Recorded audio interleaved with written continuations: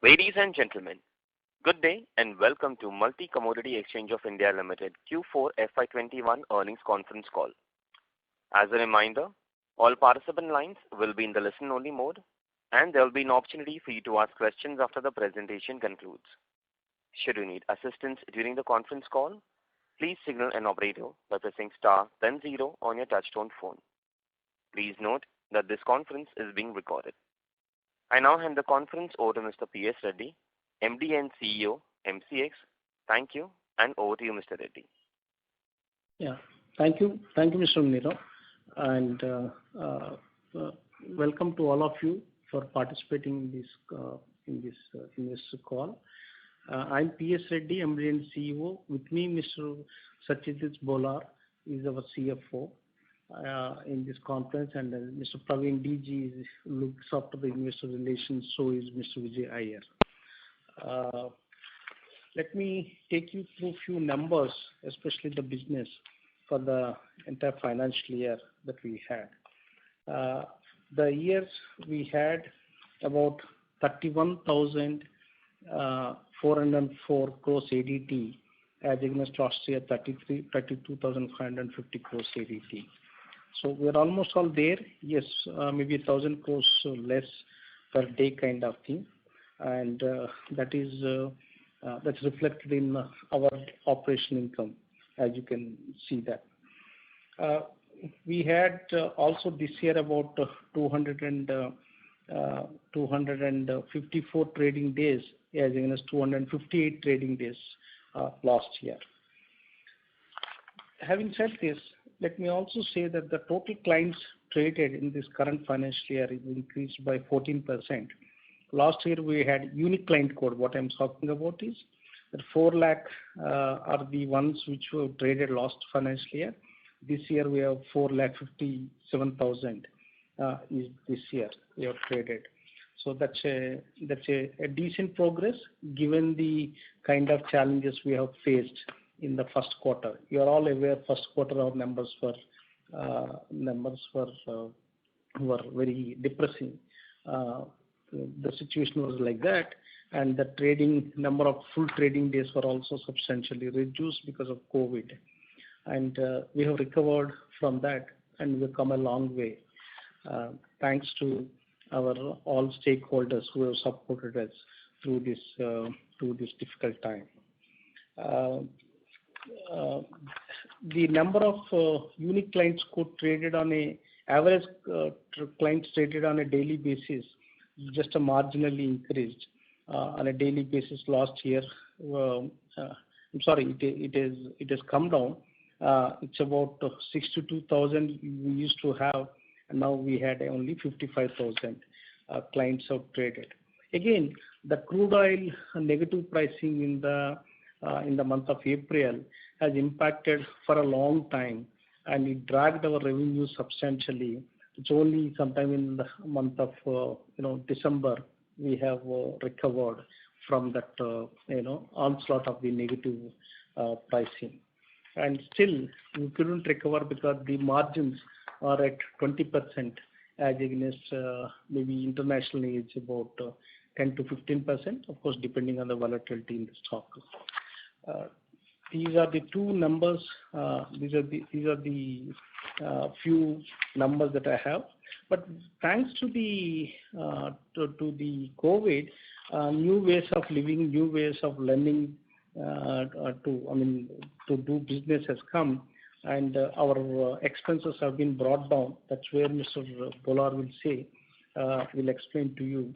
So something which we could control, if I have no control on the top line, at least I should have control on these costs so that we will be able to do justice for the working. Then you have some of the numbers, concentration of members to total turnover. Last year we had about top 10 accounted for 52.38, and this financial year we have almost touched 60%. This concentration has increased primarily due to algo players coming in, and some of the smaller players or maybe some of the players who have a retail base have gone out because of this, again, crude oil negative pricing. There's a huge client, what you call, reduction in that crude oil contract. But otherwise, other contracts are reasonably doing well. So this is something which concentration has increased, and we are working on it. We are making plans to bring back some of these members, some of their associated persons into the trading system. This is one part of it. And there is also, obviously, as I said, algo players concentration has increased. It was 1920, we had 37.15. Now in 2021, we have 41% algo players concentration. And new algo players are also coming. At this point in time, they have not taken membership, but they have come via a big broker. It's an internationally reputed firm. And still some more are waiting to join in the current financial year. This being what I said, and the mobile trading, this is also shows that the more and more people are participating, maybe retail participation, this can be a one indicator. In 1920, 20%, 21% rather, has come through the mobile trading. The turnover has come through, and in the 2021 we had 27% transactions have come through the mobile trading.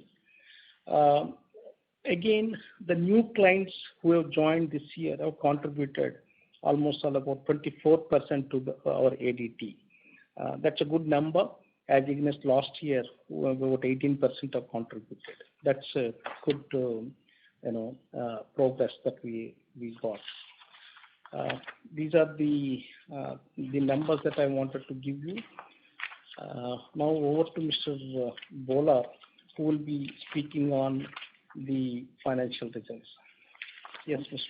Thank you, Mr. Reddy, and good evening. As we've already published the financials, you have seen it. There'll be a lot of queries, I'm sure. Just wanted to touch base that our top line for the full financial year, there's a drop of 9 crores, mainly on account, if you have examined our quarterly results, so mainly as our income from other sources, which consists of treasury income, because of the volatility in the debt market, which fluctuated substantially during the quarter, we have been able to book around 11 crores as compared to around 23 crores that we generally book. But on the flip side, as Mr. Reddy said, we have been able to keep our expenses under control and arrest it. So our direct expenses also we have been able to recover about 10 crores. Operational and other expenses we have been able to recover 4 crores.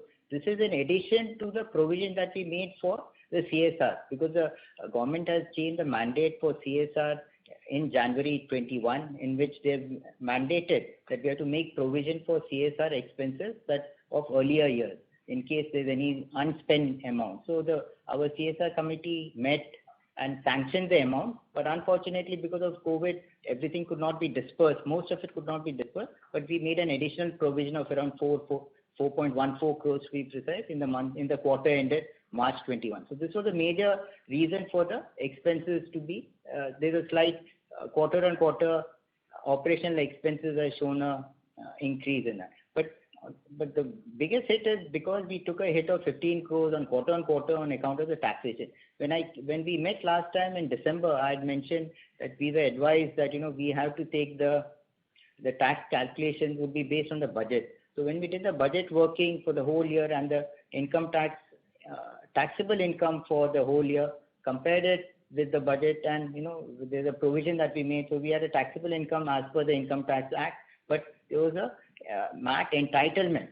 So because of that, we took a credit, and there was a credit of 4 crores. So when we closed the year, unfortunately, when the figures were, when we actually closed the year in March, so there's a turnaround of 11 crores in the income tax. So there's basically a hit of 15 crores that we took on a quarter to quarter on the income tax figure. Otherwise, on a annual basis, we have been flat. I mean, in spite of the COVID situation and the trying times that we have all gone through, Mr. Reddy said we've been able to control our expenses. A lot of expenses have been controlled under traveling, advertisement. We've stopped advertising in the print media. Under his guidance, we're now mainly into digital and electronics. So print media we have stopped to a large extent, and all other expenses wherever we could, we have reduced it. So there's a big fall in the expense part.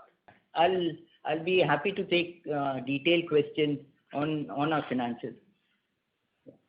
And tax, as I mentioned, so this is, as I mentioned earlier, that the main reason for the tax was in December when we closed, we had a MAT entitlement, which resulted in a credit of 4.5 crores. And when we closed March for the whole financial year, because the tax calculation was done for the whole financial year, there is not only a tax under the normal tax, also we have been able to utilize a MAT credit of 8 crores. So last time I said in 1920, when we closed financials of March 19, we had a MAT credit of 20 crores. So out of that 20 crores, we have been able to utilize 8 crores. And the average rate of tax is around 18.62%, which we have been consistently saying it is around 19 to 20%. So this year also it's around 18.62%. Thank you. Thank you very much. Yeah, open for questions, please. Yeah. Thank you very much. We will now begin the question and answer session. Anyone who wishes to ask a question may press star and one on their touchtone telephone. If you wish to remove yourself from the question queue, you may press star and two. Participants are requested to use handsets while asking a question. Ladies and gentlemen, we will wait for a moment while the question queue assembles. Participants, you may press star and one to ask a question.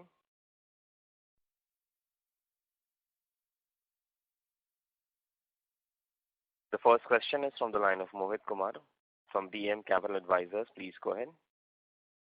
Yeah. Good evening, sir. So 2 questions, sir.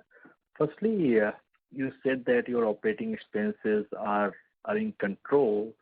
How much of that is sustainable, or do you think this will increase as you go forward in FY22?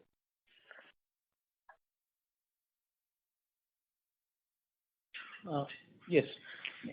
If you look at our operating expenses, one is the employee cost. So the employee cost would remain, obviously we will have to invest on employees, so that would be this year also, we should remember that we had the negative pricing. So because of the negative pricing, we had an additional expense of almost 2 crores on legal and professional. So hopefully going forward, we would not have that expense. And we have been able to substantially save on traveling, which I assume would continue because of the COVID situation, advertisement, business promotion. So I have a feeling, once if we change the way we conduct our business, so probably these expenses would be going forward also we'll be able to contain them, reduce them. Yeah. What is the update on the trading software, is there an update which you can share? Yeah, sure. We have gone ahead with the TCS. You are aware of it. We have drawn out the milestones for 3 drops, essentially 3 deliveries, which will happen. And those ones will be completed as we planned. And we are looking at going live sometime in the month of July. And that is what at this point in time. Our contract is there till September 22. And so far, the progress has been very good, satisfactory, put it that way. So does it change our cost line items and a new contract? Should be my view, but then immediately it doesn't, because maybe some depreciation will also take place on the assets that we buy. And over a period of time, maybe 3 to 5 years time, it should change the way that we are accounting for these expenses. Because there will be certain, we'll be employing additional staff from our side for the IT. So those expenses would go up. But once we go live and we're able to amortize what we can, then the useful life the useful life will be amortized. But I think the running cost would be drastically reduced. Yeah. Okay. So running costs will go down, but amortization will go up. Am I right in saying that? Yeah, because whatever the project cost, we like to amortize it because the technology being so, gets developed. I mean, it keeps changing so frequently that we'd like to keep it at a reasonable rate and amortize it over 6 to 8 years. So obviously there would be some increase in amortization cost. Understood, sir. As an FY22, which are the products you think will be introduced and which are the growth drivers you're looking forward to? That's my last question. Thank you. Yeah, but our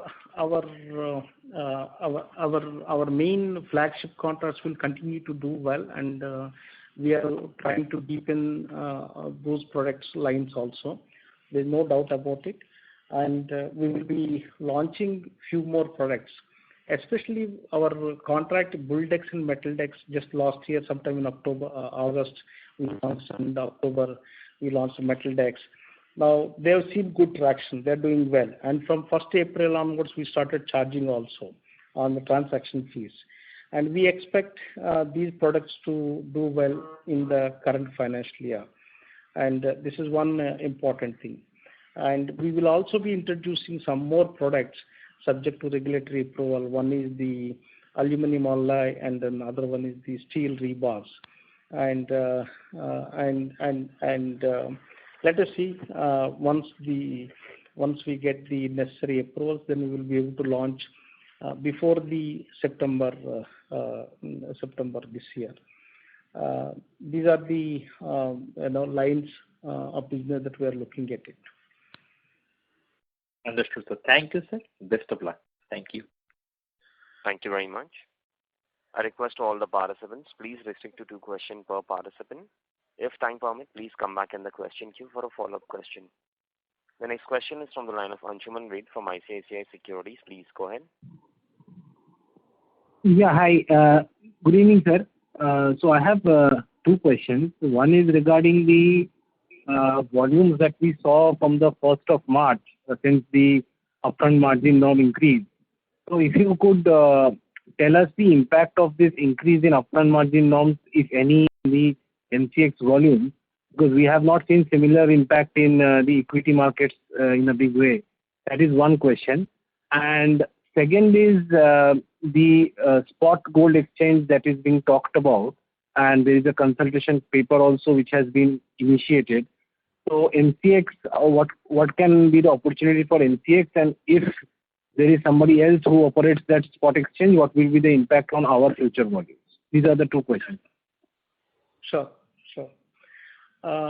On the peak margin, yes, it did have impact in the month of March when it went up to 50%. Our ADT, you must be knowing, about 26,000 crores, and in the month of April we have seen about 25,000 crores.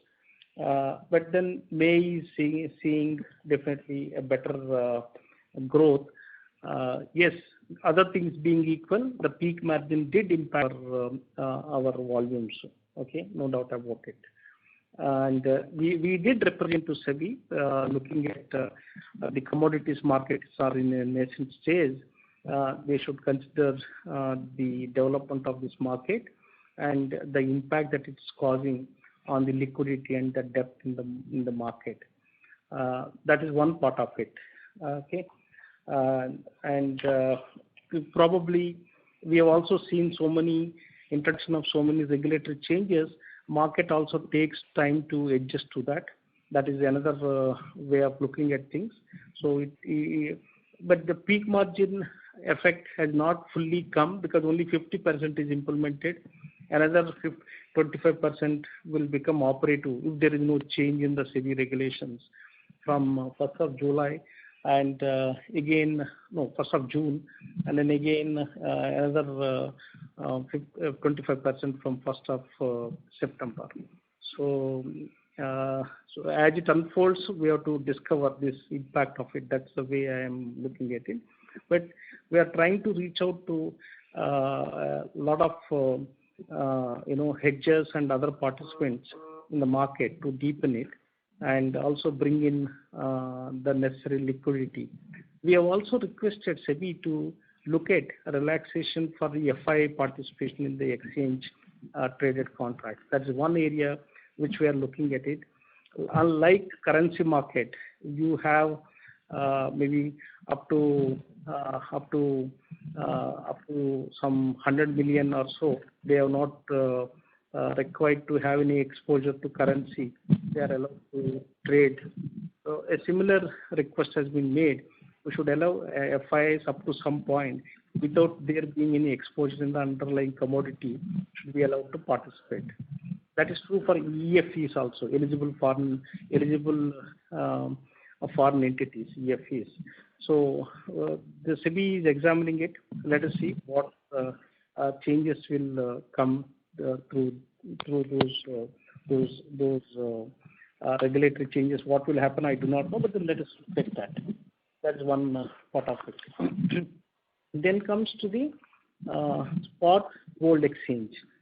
The way that it has been constructed is that the spot exchange may operate within the same exchange as a part of the segment, or it could be a separate exchange, and that is a concept paper that is being floated. At the same time, these gold spot exchange transactions will happen via a depository research, in the sense the gold will be deposited in the vault, against which electronic receipt will be created. Those receipts will be traded in the securities market on the exchanges as if they are deliverable contracts. Of course they are, but then physical delivery will not take place on the exchange platform. Will it have any impact? My answer is it will only help us to grow, increase our networking effects, will have a better impact on the exchange business rather than any negative impact. Yes, technology is an issue. That is where we are trying to work out how soon we can have that technology put in place, especially when we are changing over our vendor for these services. These are all the challenges that at this point in time we are dealing with. But I am confident, that we will be able to launch once our platform to deal with this is ready. Thank you. Right. So one continuation on that part is that, so what you mean to say is that if we have a separate spot exchange, let's say it is jointly run by the exchanges or some other exchange running it, it normally should not have an impact on our future volumes that we have. Absolutely. That is our understanding. Okay. And one more thing, sir, regarding the variable cost that you mentioned some time back in the last question. You said it will drastically go down the software cost. So in that sense, the EBITDA would have a uplift, and the PAT maybe. I'm saying that EBITDA-wise it will go up, right? That is what you meant to say. That's what we expect. Yeah, that's right. Once a new system is put into place, that is our clear understanding. Yes. Right. And sir, in the just last question, in the spot software thing, can't TCS do the same thing, or we need to float a fresh tender or press somebody? I'm sorry? For the spot software, the spot for gold spot, if you were to apply to SEBI to do a spot thing, because we are one of the we have the right to win also over there. So over there, can't TCS do the same thing? Yeah, TCS also has a platform. In fact, as a part of our contract, TCS has also a platform. But then, what is the time it takes to put that in place is a major question, isn't it? So when we floated the RFP, we have said we need the following products also be available. But again, some customization will be involved, integrating with the existing platform, because this is a futures platform that will be a spot platform, means is on a T+2 basis that deliveries will happen. Okay, and the settlement process will be different out there. So TCS can do it, but whether they will be able to do it in 10 months, 12 months, or 24 months is a challenge. That is what. And currently, our focus and attention is the CDP main platform. And we do not want to disturb that. That's come what may. We would like to do a good job out there. Right, sir. Right.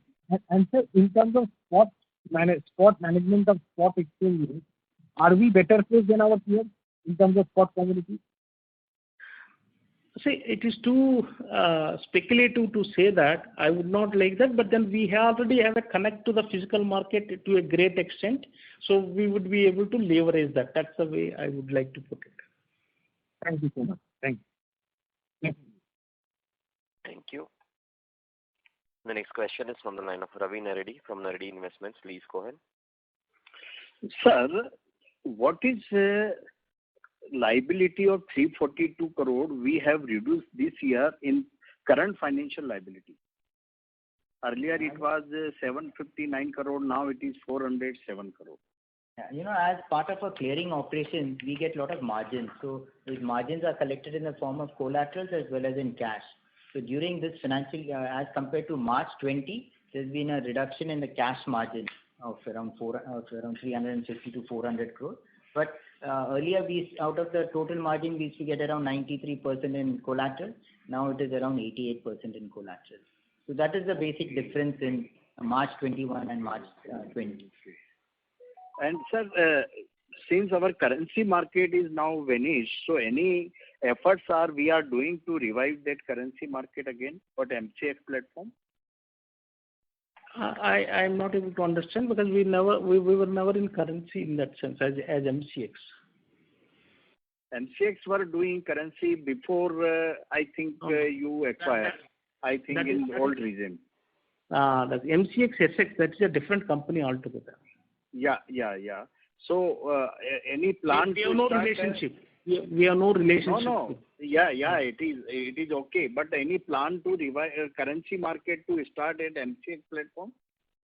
As of now, we don't have. And we first, for anything, you need technology. Technology is the backbone of this business. So let's have a hold on that. Then we will do that. Whatever plans we can think of. You have TCS with you. Then what is the afraid of technology? He can best provide the technology in the world now. Absolutely right. But first we need to cross that take that first step. We need to do that. So once we deploy it in live here, then we will think of all those plans. We can. Anything in your mind or board's mind to start or nothing yet? As of now, there's nothing on our drawing table. Okay. Thank you very much. All the best, sir. Thank you. The next question is from line of Susmit Patodia from Motilal Oswal Asset Management. Please go ahead. Hi, good evening, sir. Just to clarify, on this TCS contract again. So it's very clear that it is a buy contract. It's not a subscription contract, and you will only pay them some maintenance or support charges every year. Correct? Yeah. You see, the way it is about 1 plus 5 years, and we will pay as long as you continue to pay the AMC. Then it's a perpetual license. Okay. And nothing is linked to your turnover or your top line. The AMC is already fixed. Nothing. Yes, AMC is fixed, and then the annual increase in the AMC is also fixed. It's very nominal. Okay. And you will be. And what would be the outlay at the beginning? Is that a number that you can disclose? I think the contractual terms do not allow us to disclose the that numbers in terms of. Okay. Okay, got it. And my second question is, if you can just tell us, as the margin requirement increases, it also adds to your own cash balance, which you can gain other income from. Correct? No. Margins can be paid even using the bank guarantees, etc. So not necessarily in the form of cash. Okay. So what percentage of the margins in the new regime is coming from non-interest earning assets? That's what he said. Last year it was 88% was in non-interest earning assets. Now it is 95% is in non-interest earning assets. Although the margin has increased. In fact, how much it was? Yeah, it's all more or less the same. Last year also 5,500 crores approximately. So the margin amounts remained the same, but the composition altered. Got out. Right. And sir, my last question is, if you can give us an update on, what about the banking channel? That has been much lower than one would have imagined the pickup there. So what is stopping them? Is there an API issue? Can you just give us some details? See, often we get to know that one is that put it this way. There are three parts to it. Like one is the speculators and arbitrageurs, and other one is the hedgers and somebody who takes delivery also. Here, the challenge is of the GST for many of them. Even if somebody wants to take a delivery and then keep it, and then as a financial player, if they are earning good amount of interest, vyaj badla, then they would like to participate. But then they need to have a GST registration the moment it takes delivery. And even for those who have already have a registration, there are issues which are related to GST, because they may not have registrations in various states where we have delivery centers. Okay. And that's another challenge. So these are the ones we are trying to resolve, and we approach the government to make all transactions on the exchange as IGST transactions, unless both buyer and seller are in the same state. So, but then that addresses only those ones who have GST registration.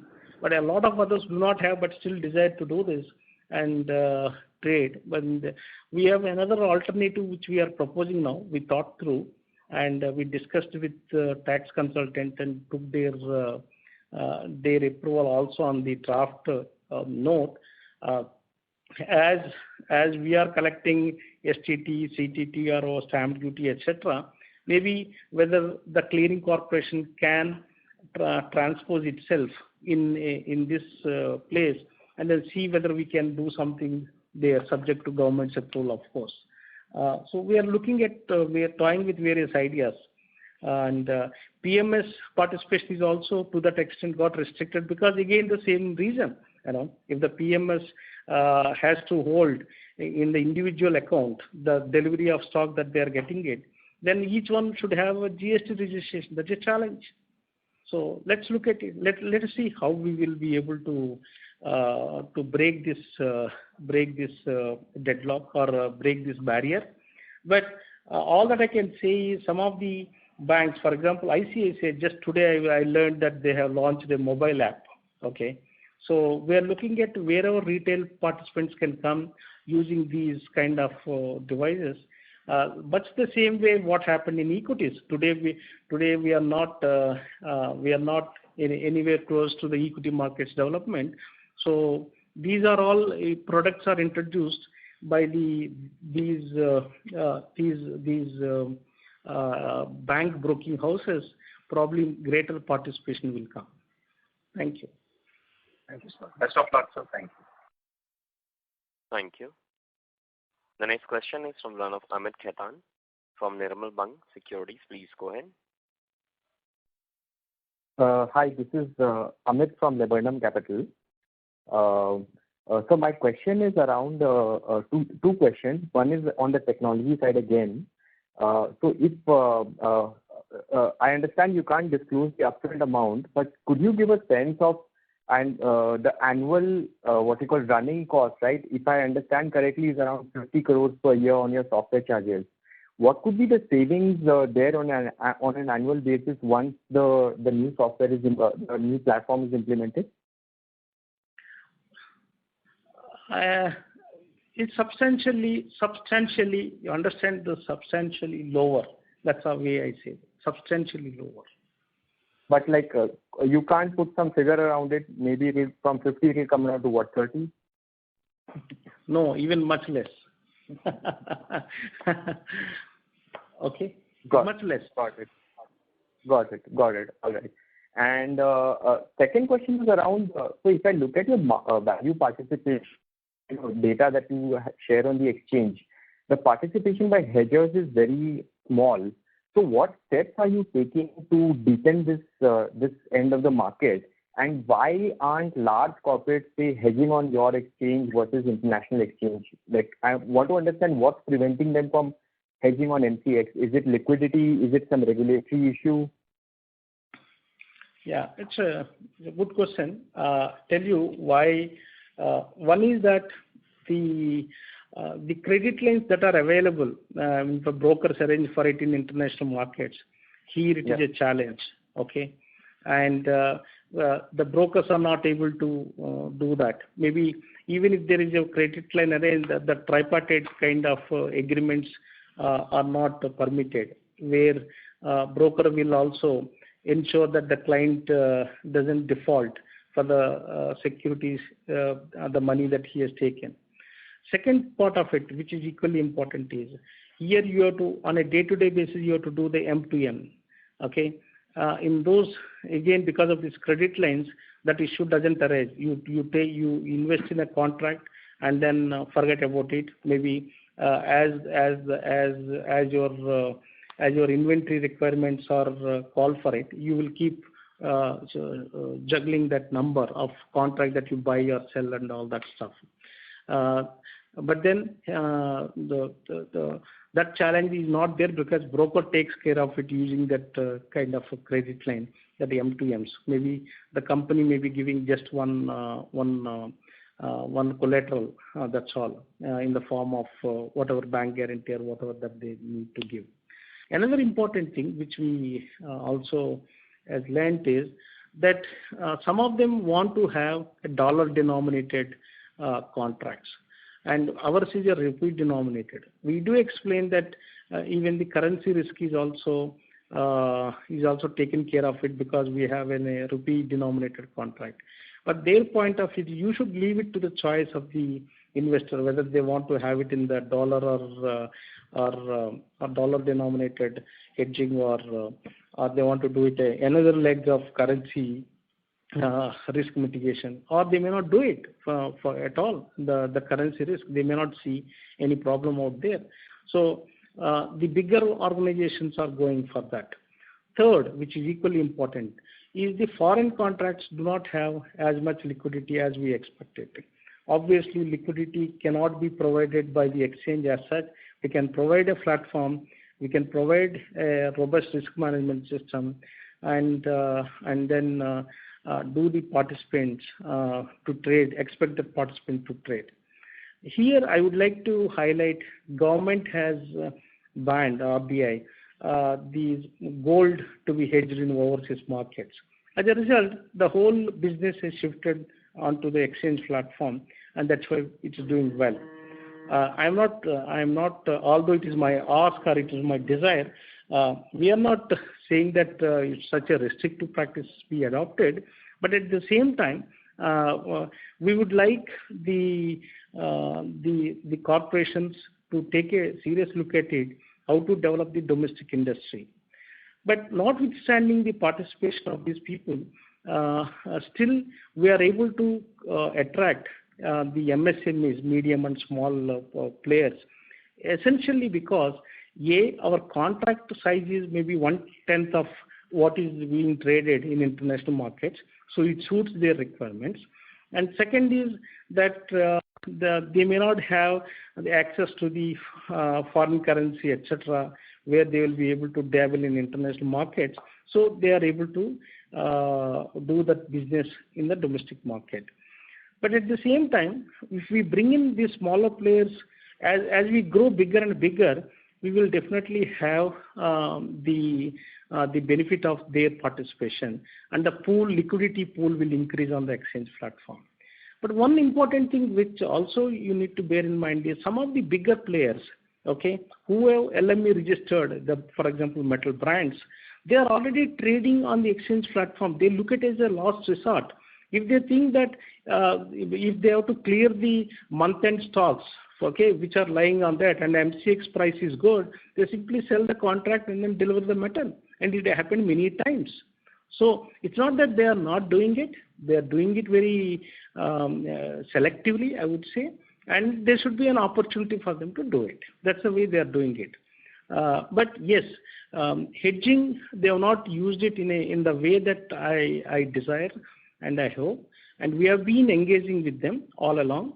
And I would say, one reason or the other, in whichever way you call it, one reason or the other, they are not doing it, bigger players. This is my submission. But again, I have said earlier, before in another some time ago, that we have made a representation to FIIs who can become a financial players, increase the depth in the market, and similarly EFEs without exposure. Today, London or CME, wherever the players are playing, they don't have, the players do not have exposure in London or in Britain or in US. They have in some other countries, still they are permitted to hedge in those markets. Similarly, Indian government regulators also, we desire them to permit these EFEs and others.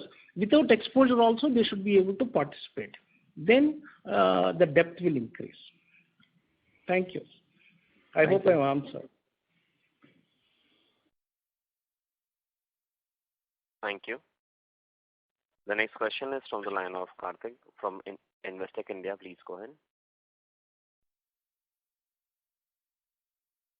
Sir, thanks for the time. One question which I had was our Karthik, sorry to interrupt you. May I request you to speak over the handset, please?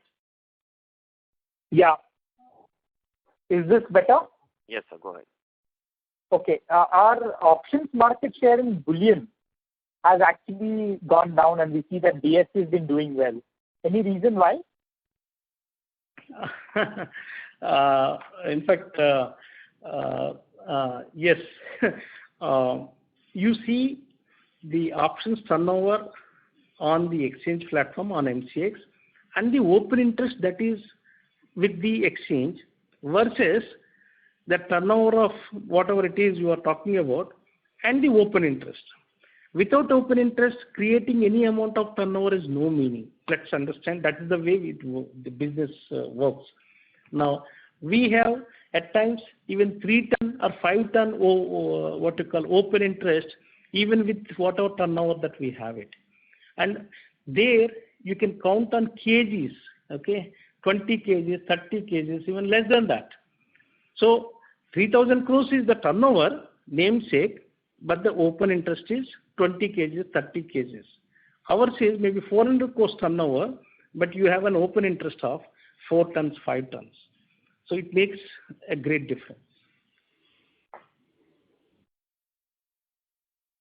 Fair enough, sir. I was just double checking that.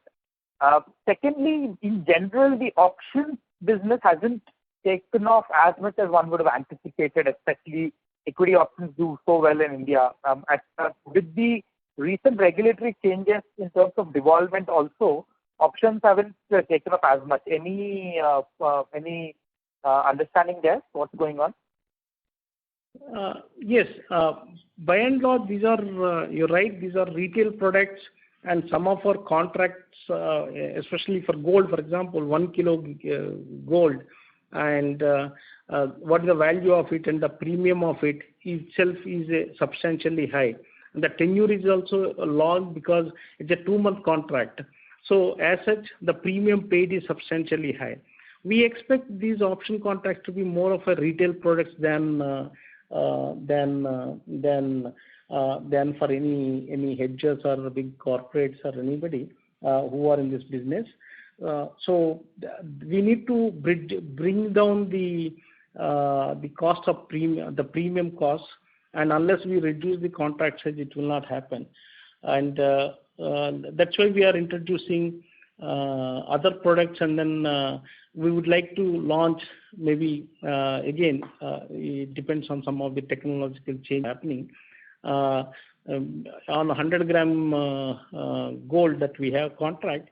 If option is launched, option on futures we would like to launch, not on option on goods, and probably it may find some traction. And last bit is, I see that. Sorry, Karthik, I'll request you to come back in the question queue for a follow-up question. Yeah, okay. Thank you. A request to all the participants, please restrict to one question per participant. If time permit, please come back in the question queue for a follow-up question. The next question is from Deepan Shankar from Trustline Holdings Portfolio. Please go ahead. Yeah, good evening, everyone, and thanks a lot for the opportunity. So firstly, are we expecting steep volume decline when the final phase of peak margin requirements implemented in 1st September? And are we seeing trend of retail investors shifting more towards options in that case?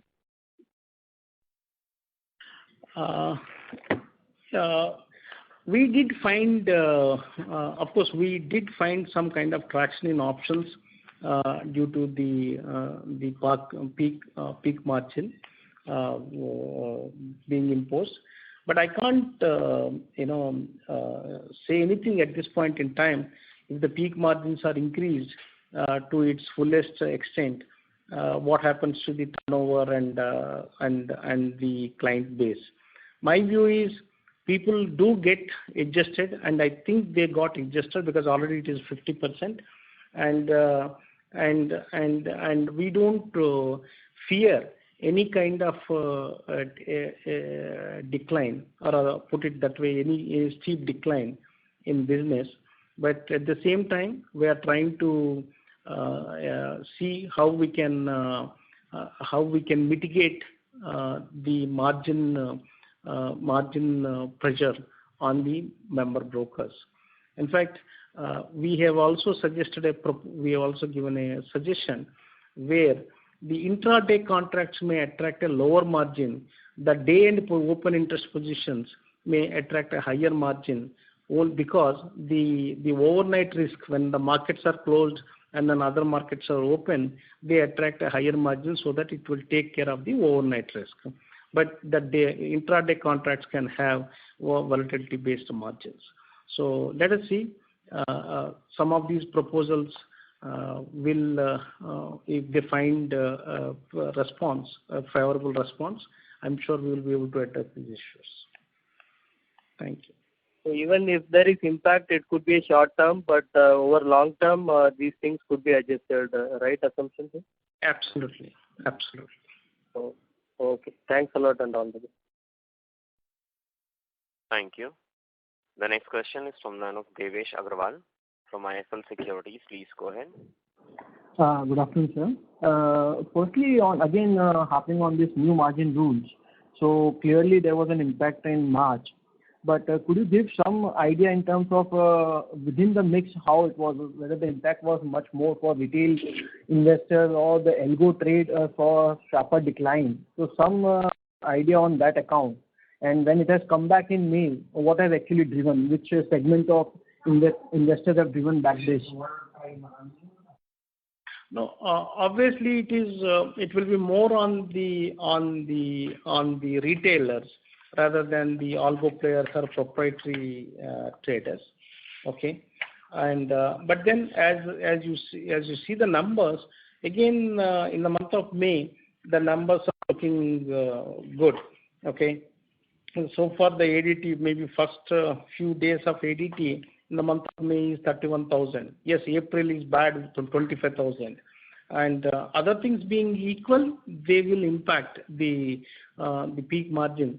But if other things also play on the favorable side to offset the peak margin impact, then we don't need to worry about this aspect at all. Okay.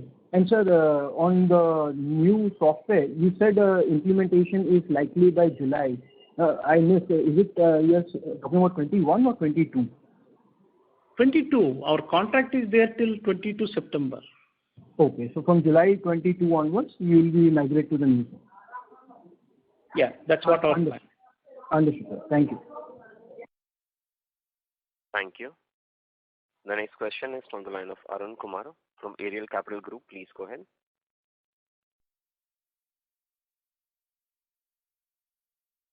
Arun Kumar, may I request you to unmute your line from your side and go ahead with your question?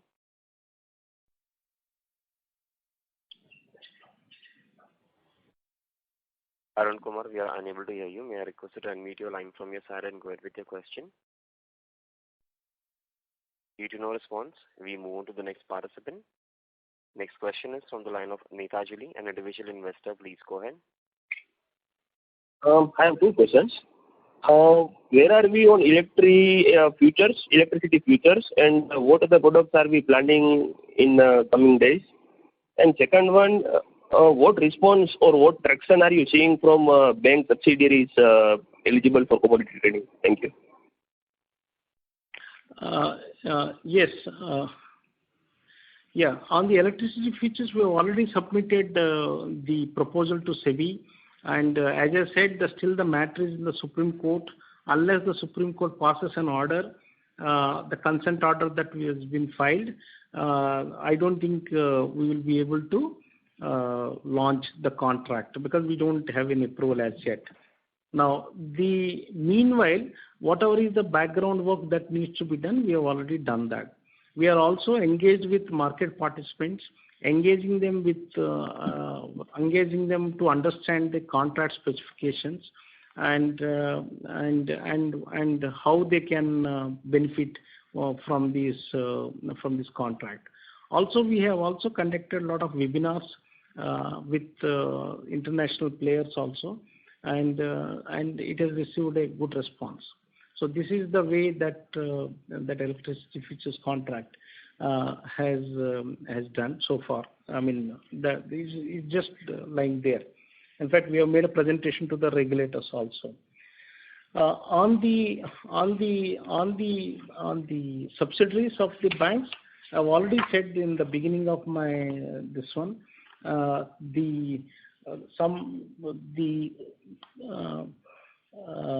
some of them have seen a very good traction. As against Q3, Q4, it has got doubled, some of them. And as I said that even today I learned that ICICI Securities has launched a mobile app, and some more are going to do that. And but am I satisfied? My answer is no. Let's be very candid about this. There's a long way to go. As I said, some of the concerns related to GST are coming in the way for them to sell it aggressively to the retail investors. And that's a challenge. It's not that equity shares you open a demat account, it goes and then lies there. No. Here is a different kind of animal altogether.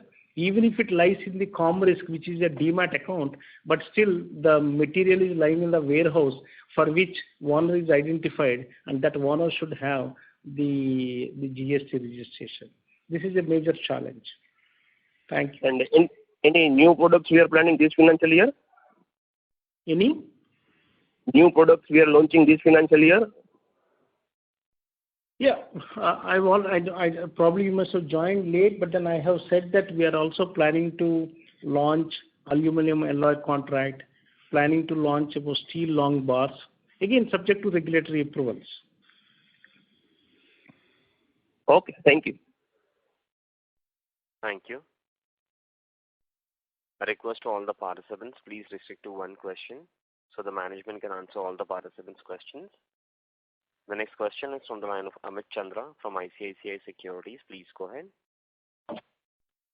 Hello, this is Amit Chandra from HDFC Securities.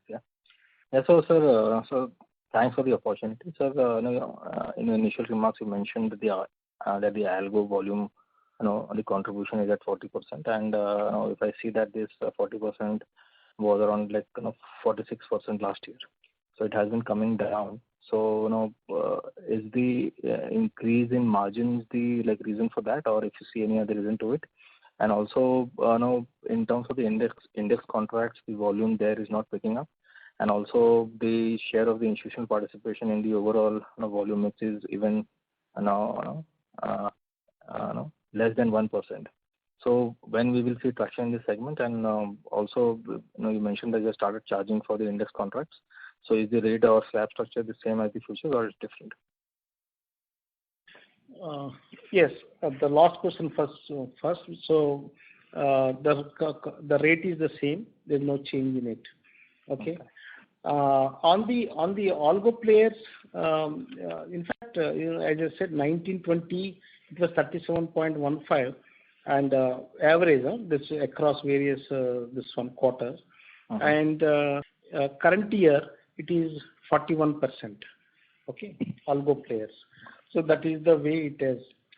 So peak margin is not adversely affected in the sense the algo players are there, and maybe some of the retail players have gone out, and that is the way this has impacted. That's why their percentage also gone up. That's the way I read. And the third question is on the index contract volume not picking up and the institutional participation. No, index contracts did pick up. In fact, as I speak, this month so far we have about 400 crores ADT. And you can ask, are you satisfied? The answer is no. Okay, as I said, we are expecting what you call a cross margin benefit between this particular contract and the underlying assets. Okay, if you have if you have a contra positions in both the contracts, underlying contracts as well as in the index features, you should get the benefit. That's one part of it.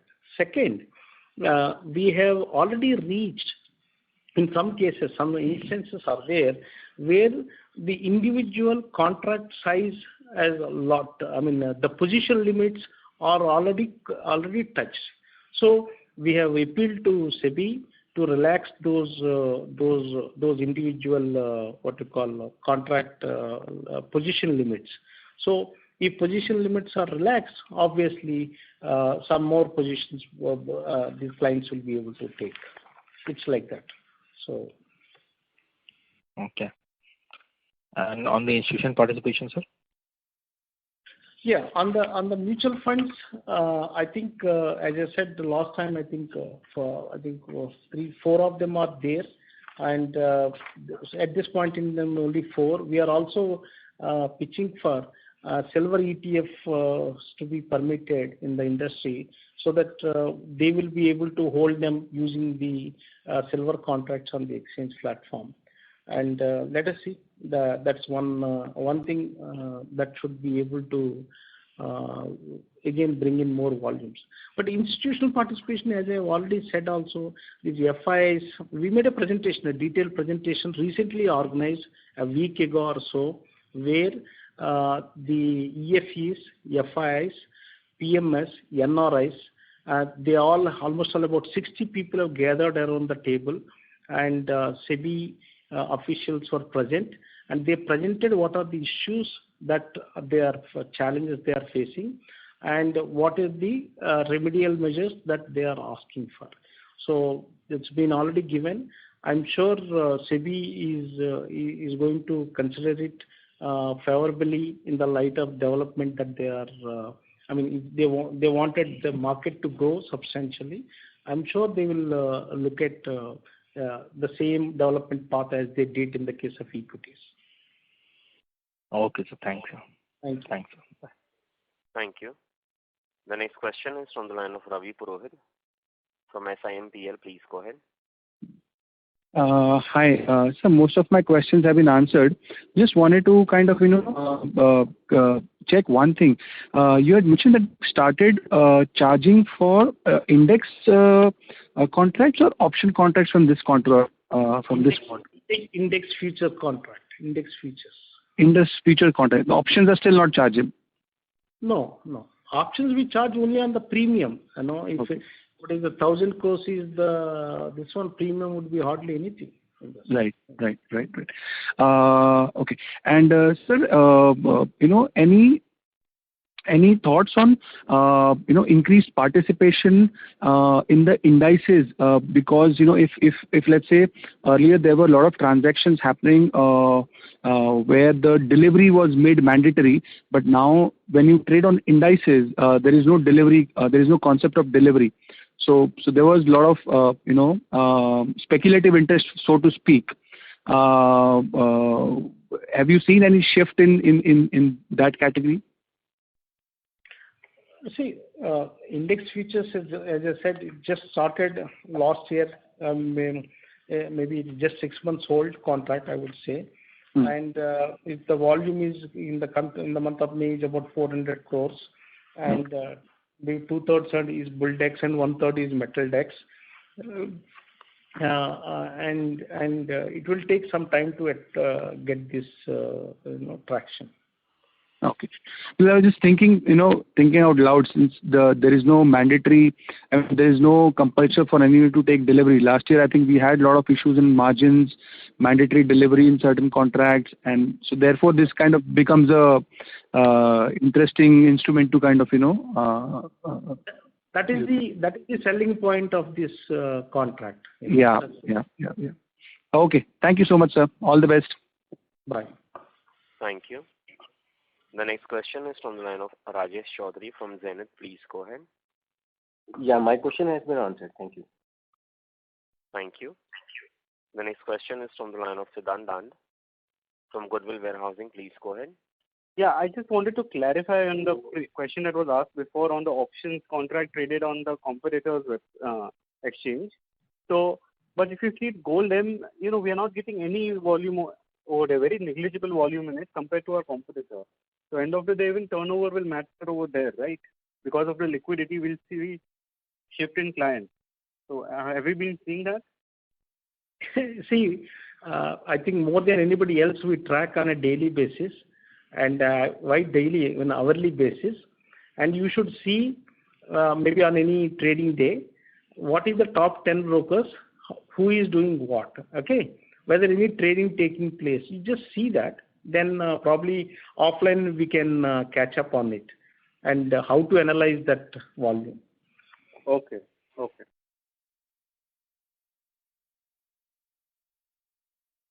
And do you have any follow-up question? No. That was it. Thank you very much. Ladies and gentlemen, that will be the last question for today. I will now hand the conference over to Mr. Reddy for closing comments. No, thank you for your sparing your time, and we hope and we will be able to do well in the coming quarters and coming year. And notwithstanding these challenges that we are facing, we will also see what are the other areas which we can improve and then develop and bring in greater participation to this platform. Thanks to all of you once again for participating. Thank you very much. On behalf of Thank you very much. On behalf of Multi Commodity Exchange of India Limited, that concludes this conference. Thank you for joining us. You may now disconnect your lines. Thank you.